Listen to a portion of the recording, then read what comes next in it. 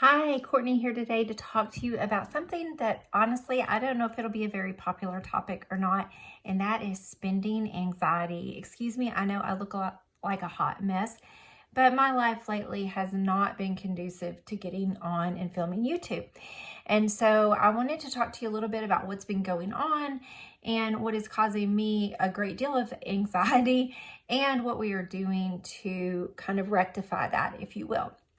The first thing is I started working on my YouTube channel. I really enjoy it. It's a fun hobby for me. I love just to get on and express my thoughts because quite truthfully, at my age, at 51, my main focus is my family and my husband and my job. And I do have friends and we talk about this stuff, but we're all just kind of in a little bit of a different place. They're not as, into all of this as I am on the financial stuff. And that's okay.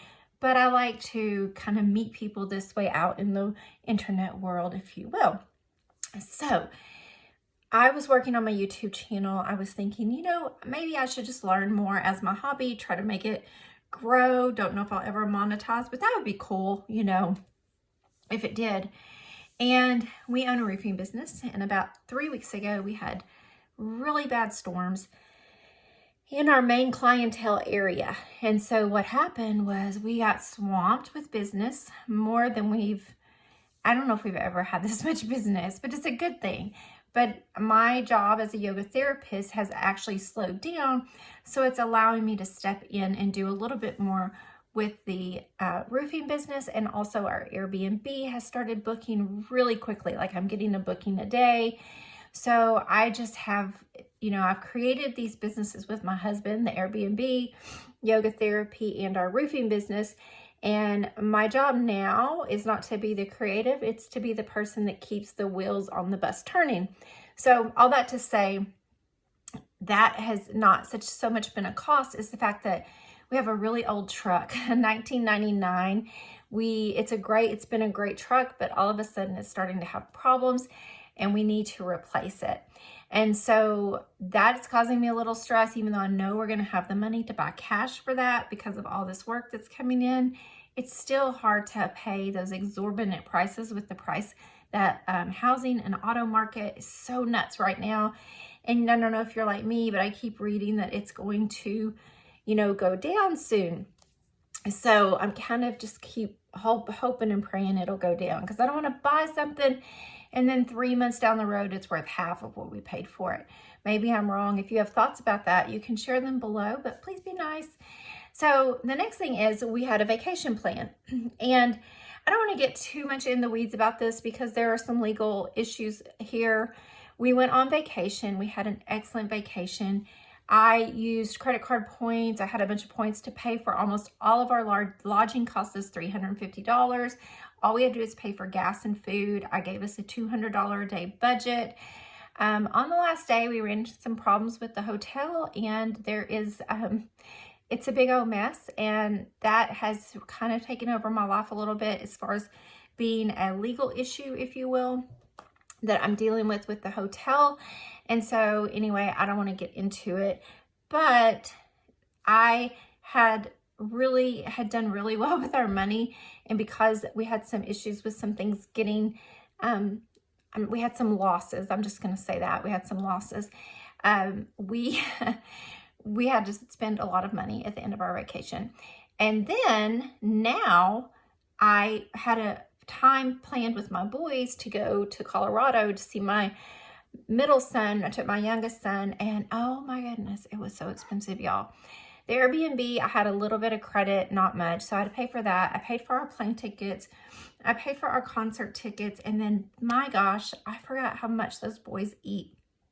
It was, well, we had a budget for $200 a day. It was a lot more than that to feed those boys. My husband and I could not hardly spend $100 a day when we were on vacation and with my boys. And I think too, it's that thing of mom's paying for it and they're still in their, one's in their early to mid 20s. And I think they sometimes think like, oh, well, it's not that big a deal for mom. And to be honest with you, it shouldn't be. It's really not that much of our income. I cash flowed the whole thing. I didn't have to, I use a credit card, but I pay it off monthly. It's not like I'm having to rob Peter to pay Paul or anything like that. but it was a bit stressful on me, and it makes me feel very anxious to spend money like that.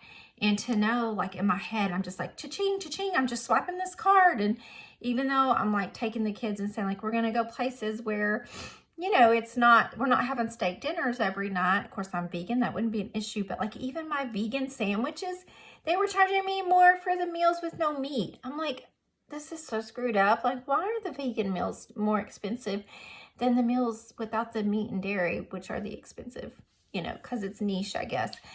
But anyways, so all that to say, all of that stuff, needing a truck, vacations, then having to replace some of our things, that has just caused a lot of stress and anxiety for me. And for me, what happens is when I start to feel really out of control, I have to find a way to take back control. And for me, I think sometimes the reason I'm so disciplined with my diet and with my exercise and with money is because I grew up in a family where there was a lot of uncertainty and a lot of things were kind of like, I didn't know, were we poor, were we not poor, because we acted like we were poor, but we really weren't. And my grandparents raised me. They were from the Depression. So I have a lot of that trauma. And then I was talking to my mom tonight about some situations financially that we went through. She lost 2 husbands, and they hadn't taken care of their business, and they had left her in a mess both times. And I had a situation with my husband where some paperwork was supposed to be filled out for a life insurance policy, and they got the paperwork, but they didn't change the information. So I found that out after we've been paying this policy for like 8 years. I was so irritated. And that man would have left me in a mess if something had happened. So anyway, it was an accident. We don't know if the insurance agent made the policy. We definitely got the paperwork previously. So, you know, a lot of that, I'm just trying to regroup now. And so that's all my panic, if you will. And I hope, you know, I know it's crazy, and I know it's a little out there to be so panicked about the finances when we are very comfortable, but we've been very comfortable late in life, and we didn't get to this point until we were much, much older.